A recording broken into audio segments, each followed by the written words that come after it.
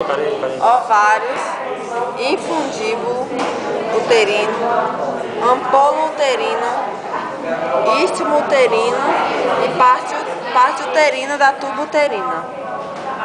Aí vem ligamento útero-ovário, ligamento redondo do ovário, ou do útero. Esse aqui também, né?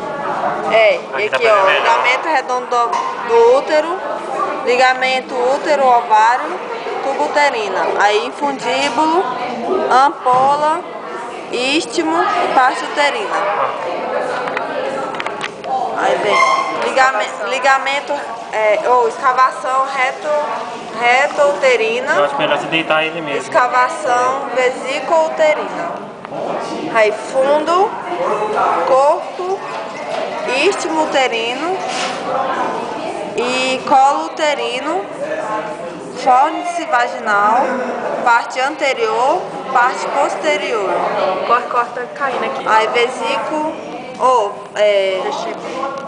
vestíbulo vaginal, ósteo vaginal, clitóris, lábios maiores, lábios menores, monte pubis, glândulas seminais,